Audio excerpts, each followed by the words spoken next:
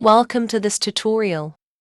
In this short and quick tutorial, I will show you how to check which version CapCut you are using currently. Let's start.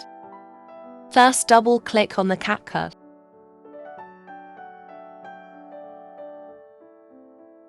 So it will bring this window. From here, go to top right corner settings. Click on it. Go down. You will see which version you are using now. CapCut version 2.4.0. You can find more CapCut tutorial link in the description box. Please subscribe so you will not miss any new upload. Thanks for watching.